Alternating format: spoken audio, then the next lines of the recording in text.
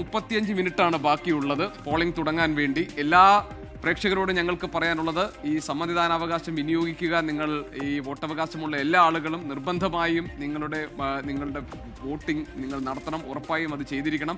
കാരണം വളരെ സുപ്രധാനമായ നിർണായകമായ ഒരു തെരഞ്ഞെടുപ്പാണ്. സാധാരണ നിലയിൽ അസിത പണ്ട് പറയാറുള്ളത്, ഈ പോളിംഗ് കൂടുമ്പോൾ അത് ഒരു മുന്നണിക്ക് അത് ഗുണമാകുമെന്ന്. പക്ഷേ ആ കണക്കൂട്ടലൊക്കെ മാറിയിട്ട് കുറച്ചായി കേരളത്തിൽ. അതുകൊണ്ട് മുന്നണികൾ എല്ലാവരും തന്നെ വളരെ പ്രതീക്ഷയോട് നിൽക്കുന്നതും അവർ ഏറ്റവും അധികം ശ്രമിക്കുന്നതും പരമാവധി ആളുകളെ പോളിംഗ് സ്റ്റേഷനിലേക്ക് എത്തിക്കാൻ വേണ്ടിയാണ്. നമ്മൾ പലയിടങ്ങളിലും നിന്നുള്ള പോളിംഗ് ബൂത്തുകളിലെ ക്രമീകരണങ്ങളും ഒരുക്കങ്ങളും ഒക്കെ പരിശോധിക്കുകയായിരുന്നു ഇതുവരെ. നമുക്കിനി പോകാനുള്ളത് പത്തനംതിട്ടയിലേക്കാണ് അല്ലേ അസിത? പത്തനംതിട്ടയിൽ ഷിജോ കുര്യനുണ്ട്. ഷിജോ കുര്യനിലേക്ക് പോകാം. ഷിജോ, പറഞ്ഞോളൂ, പത്തനംതിട്ട ജില്ലയിൽ പൊതുവിൽ എങ്ങനെയുണ്ട്? വോട്ടെടുപ്പ് തുടങ്ങിയിട്ടില്ല. വോട്ടെടുപ്പ് തുടങ്ങുന്നതിന് മുൻപുള്ള മണിക്കൂറുകളിൽ എങ്ങനെയാണ് ജനങ്ങൾ ഇതിനെ സ്വീകരിക്കുന്നത്? ആളുകളൊക്കെ എത്തി തുടങ്ങിയിട്ടുണ്ടോ?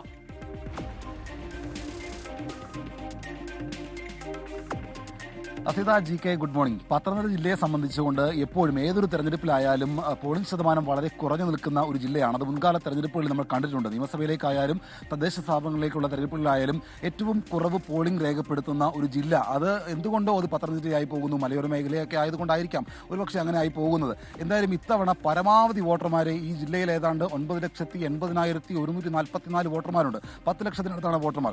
അവരെ മുഴുവൻ ആളുകളെയും ഈ ജനാധിപത്യ പ്രക്രിയയിൽ ഭാഗമാക്കാൻ വേണ്ടിയുള്ള ഇടപെടലുകൾ തെരഞ്ഞെടുപ്പ് കമ്മീഷൻ നടത്തിയിട്ടുണ്ട്. അങ്ങനെ ഏതാണ്ട് ഒരു 80% ഇത്തവണ പോളിംഗ് പോകണമെന്ന് ആഗ്രഹിക്കുകയാണ് എല്ലാവരും. എന്തായാലും രാവിലെയൊന്നും ഈ സമയത്തൊന്നും ആരും പോളിംഗ് ബൂത്തുകളിലേക്ക് എത്തി തുടങ്ങിയിട്ടില്ല. ഏതാണ്ട് 7 മണിയോടുകൂടി തന്നെ ആളുകൾ പോളിംഗ് ബൂത്തിലേക്ക് എത്തുകയും ചെയ്യും. ഞാനിപ്പോൾ നിൽക്കുന്നത് പത്തനംതിട്ട കാതോലിക്കറ്റ് കോളേജിലെ ഹയർ സെക്കൻഡറി സ്കൂളിൽ വെക്കിയിട്ടുള്ള 255 നമ്പർ മാതൃകാ ബൂത്തിലാണ്. ഈ മാതൃകാ ബൂത്തിൽ ഒരു പ്രത്യേക എല്ലാ സൗകര്യങ്ങളുമുണ്ട്. കാരണം ഒന്നാമത്തെ കാര്യം വലിയ വെയിലാണ്. UV ഇൻഡെക്സ് ഒക്കെ 9-8% ഒക്കെയാണ് പത്തനംതിട്ട ജില്ലയിലുള്ളത്. അപ്പോൾ വലിയ ചൂടിൻ്റെ കാഠിന്യമൊക്കെ ഉള്ളതുകൊണ്ട് വരുന്ന ആളുകൾക്ക് അവർക്ക് കൃത്യമായിട്ട് വോട്ട് രേഖപ്പെടുത്തി വലിയ കുഴപ്പങ്ങളൊന്നുമില്ലാതെ ഇവിടുന്ന് പോകാനുള്ള ക്രമീകരണം ഏർപ്പെടുത്തിയിട്ടുണ്ട്. അതിനും അപ്പുറത്തേക്ക് ഒരു കൗതുകമുള്ള കാര്യം, അതായത് ഒരു ബ്ലാക്ക് ആൻഡ് വൈറ്റ് കാലഘട്ടത്തിൽ നിന്ന് ഒരു കളർഫുൾ ആയിട്ടുള്ള ഒരു വോട്ടിംഗ് മേഖലയിലേക്ക് വന്ന ഒരു ചിത്രമാണ് ഇവിടെ വെച്ചിരിക്കുന്നത്. അതായത് ബ്ലാക്ക് ആൻഡ് വൈറ്റ് കാലഘട്ടത്തിൽ പണ്ട് കാലത്ത് വോട്ട് ചെയ്യാൻ വരുന്ന ആളുകൾ വോട്ട് ചെയ്ത് മടങ്ങിപ്പോകുന്ന ആ ദൃശ്യങ്ങളൊക്കെ ഒരു ഇങ്ങനെ ചിത്രമായിട്ട് ഈ മാതൃകാ ബൂത്തിൻ്റെ ഒരു ഭാഗത്ത് ഒരുക്കി വെച്ചിരിക്കുന്നു. അങ്ങനെ ഇത് പഴയ കാലത്ത് ഒരു ബ്ലാക്ക് ആൻഡ് വൈറ്റ് യുഗത്തിലെ ജനാധിപത്യ പ്രക്രിയയിൽ വോട്ട് ചെയ്യാൻ വന്ന ആളുകളുടെ ചിത്രങ്ങളാണ്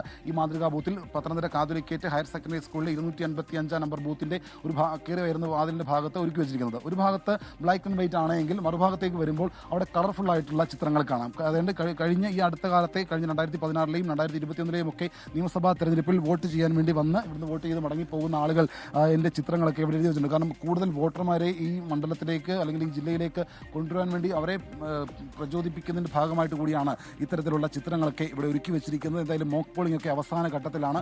ഏറ്റവും എടുത്തു പറയേണ്ടത് പത്തനംതിട്ട ജില്ലയിൽ 5 നിയോജക മണ്ഡലങ്ങളാണുള്ളത്. ഈ 5 നിയോജക മണ്ഡലങ്ങളിൽ ഏറ്റവും അധികം വാശിയേറിയ പോരാട്ടം നടക്കുന്നത് ആറന്മുള നിയോജക മണ്ഡലത്തിലാണ്. നേരത്തെ ഞാൻ സൂചിപ്പിച്ചതുപോലെ 9,80,144 വോട്ടർമാരുണ്ട് ഈ ജില്ലയിൽ എന്ന് പറയുമ്പോൾ അതിൽ 2 ലക്ഷത്തിലധികം വോട്ടർമാർ, ഏറ്റവും കൂടുതൽ വോട്ടർമാരുള്ളത് ഈ പറയുന്ന ആറന്മുള നിയോജക മണ്ഡലത്തിലാണ്. ഏതാണ്ട് മൊത്തത്തിൽ 5 ലക്ഷത്തിലധികം സ്ത്രീ വോട്ടർമാരും 4 ലക്ഷത്തിലധികം പുരുഷ വോട്ടർമാരും ഈ ജില്ലയിൽ മൊത്തത്തിലുണ്ട്. എന്തായാലും ഏറ്റവും അധികം ടൈറ്റ് ഫൈറ്റ് നടക്കുന്ന, നേരത്തെ കണ്ണൂരിൽ സൂചിപ്പിച്ചതുപോലെ ഒരു ഹെവി ഫൈറ്റ് മത്സരം നടക്കുന്ന ഈ കണ്ണൂർ പോലുള്ള മറ്റു പല ജില്ലകളിലെ മണ്ഡലങ്ങൾക്കൊപ്പം നിൽക്കുന്ന ഒരു മണ്ഡലം കൂടിയാണ് ഈ പറയുന്ന ആറന്മുള നിയോജക മണ്ഡലം. അവിടെ ഇവിടുത്തെ സിറ്റിംഗ് MLA ആയിട്ടുള്ള വീണ ജോർജ് 3ാം തവണ ജനവിധി തേടുന്നു. യൂത്ത് കോൺഗ്രസിന്റെ സമ്മതനായിട്ടുള്ള എല്ലാവർക്കും സ്വീകാരനായിട്ടുള്ള അബിൻ വർക്കി ഇവിടെ UDFിന് വേണ്ടി ജനവിധി തേടുന്നു. കുമ്മനം രാജശേഖരനാണ് BJP സ്ഥാനാർത്ഥി. അങ്ങേയറ്റം ഒരു ടൈറ്റ് മത്സരം നടക്കുന്ന ഒരു മണ്ഡലമാണ് ആറന്മുള നിയോജക മണ്ഡലം. അതിനപ്പുറത്തേക്ക് മറ്റ് 4 നിയോജക മണ്ഡലങ്ങളിലും സമാനമായിട്ടുള്ള പോരാട്ടം തന്നെയുണ്ട്. പ്രത്യേകിച്ച് 5 നിയോജക മണ്ഡലങ്ങളിലും ഇവിടെ കഴിഞ്ഞ തവണ LDFിനൊപ്പമായിരുന്നു. ആ LDFിനൊപ്പം നിന്ന് 5 നിയോജക മണ്ഡലങ്ങളും ഇത്തവണ അവർക്കൊപ്പം ഉണ്ടാകുമോ എന്നുള്ള കൂട്ടിലും കിഴിക്കലും ഒക്കെ ഇതിനോട് തന്നെ മുന്നണികൾ തുടങ്ങിയിട്ടുണ്ട്. എന്തായാലും 5 നിലനിർത്താൻ കഴിയുമെന്നുള്ള ആത്മവിശ്വാസം LDF പ്രകടിപ്പിക്കുമ്പോൾ അത് മുഴുവൻ തിരിച്ചു പിടിക്കാമെന്നുള്ള ആത്മവിശ്വാസത്തിലാണ് UDF ഉള്ളത്. അങ്ങനെ അങ്ങേയറ്റം ശക്തമായിട്ടുള്ള പോരാട്ടമാണ്. ഞാൻ നേരത്തെ സൂചിപ്പിച്ചതുപോലെ ഇതുവരെ ആരും തന്നെ ഈ പറയുന്ന പോളിംഗ് ബൂത്തുകളിലേക്ക് എത്തി തുടങ്ങിയിട്ടില്ല. ഒരു 7 മണിയോട് കൂടി തന്നെ ആയിരിക്കും. സാധാരണ നിലയിൽ നമ്മൾ കഴിഞ്ഞ തദ്ദേശ തെരഞ്ഞെടുപ്പിന് പത്തനംതിട്ട ജില്ലയിലേക്ക് വരുമ്പോൾ ഇവിടെയൊക്കെ രാവിലെ ഒരു 7 മണിയോട് കൂടി 7 മണി കഴിയണം ഒന്ന് നേരമൊക്കെ വെളുത്ത് ഒരു വെട്ടമൊക്കെ വരണമെങ്കിൽ. പ്രത്യേകിച്ച് ആ സമയത്തിന് ശേഷം 7 മണിക്ക് തുടങ്ങി ഒരു 10 മണി വരെയൊക്കെ ആളുകൾ വരും. 10 മണിക്ക് ശേഷം പിന്നീട് ആളുകൾ ആരും ഉണ്ടാവില്ല. ഏതാണ്ട് 11 മണി മുതൽ ഒരു 3 മണി വരെ ആളുകൾ അങ്ങനെ പുറത്തേക്ക് ഇറങ്ങാറ്. വലിയ ചൂടും കാര്യങ്ങളും ഒക്കെയാണ്. അതിനുശേഷം വൈകിട്ടോട് കൂടിയായിരിക്കും കൂടുതൽ ആളുകൾ ഈ പറയുന്ന ഈ പോളിംഗ് സ്റ്റേഷനിലേക്കൊക്കെ വരിക. എന്തായാലും ജില്ലയിൽ എല്ലാ ക്രമീകരണങ്ങളും പൂർത്തിയാക്കിയിട്ടുണ്ട്. ഇപ്പോൾ ഈ പറയുന്ന കാതോലിക്കറ്റ് കോളേജിൽ 2 ബൂത്തുകൾ 255 നമ്പർ ബൂത്തും 256 നമ്പർ ബൂത്തും അവിടെ ഈ പറയുന്ന മോക്ക് പോളിംഗ് ഒക്കെ അവസാന ഘട്ടത്തിലാണ്. മറ്റു കുഴപ്പങ്ങളോ കാര്യങ്ങളോ ഒന്നും തന്നെ ഇവിടെ ഇല്ല. കയറി വരുന്ന ആളുകൾക്ക് വേണ്ടിയിട്ടുള്ള എല്ലാ ക്രമീകരണവും ഈ പറയുന്ന ഭിന്നശേഷിക്കാരായിട്ടുള്ള ആളുകൾ വരുമ്പോൾ അവർക്ക് വോട്ട് ചെയ്യാൻ വേണ്ടി പ്രത്യേക സൗകര്യവും മറ്റു കാര്യങ്ങളും ഒക്കെ ഒരുക്കിയിട്ടുണ്ട്. മോക്ക് പോളിംഗ് ഒക്കെ പൂർത്തിയായിട്ടുണ്ട്. ഉദ്യോഗസ്ഥരെല്ലാം അവസാനവട്ട തയ്യാറെടുപ്പിലാണ്. ഇനിയിപ്പോൾ 7 മണിയോടുകൂടി തന്നെ മറ്റ് വോട്ടർമാർ ഇവിടേക്ക് വരുമ്പോൾ അവരെ സ്വീകരിക്കാൻ വേണ്ടിയിട്ടുള്ള ഒരുക്കങ്ങൾ പൂർത്തിയാക്കിയിട്ടുണ്ട്. 7 മണിയോടുകൂടി തന്നെ മന്ത്രി വീണ ജോർജ് നിലവിൽ അവിടെ ആനപ്പാറയിലുള്ള ഒരു സ്കൂളിലായിരിക്കും വോട്ട് ചെയ്യുക. അങ്ങനെ മറ്റു പല സ്ഥാനാർത്ഥികളുമുണ്ട്.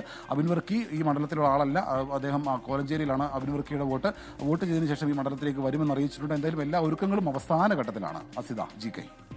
ശരി, ഷിജോ കുര്യനാണ് വിവരങ്ങൾ നൽകിയത് പത്തനംതിട്ടയിൽ നിന്ന്. ഷിജോ പറഞ്ഞതുപോലെ തന്നെ ശക്തമായ മത്സരം നടക്കുന്ന മണ്ഡലങ്ങൾ പത്തനംതിട്ടയിലുണ്ട്. പത്തനംതിട്ടക്കാരുടെ ഒരു സ്വഭാവവും ശീലത്തെയും കുറിച്ച് ഷിജോ പറഞ്ഞത് അല്പം 7 മണിയൊക്കെ കഴിഞ്ഞ് ഒരു 7:15 കൂടിയാണ് ആളുകൾ കൂടുതൽ സജീവമാവുക.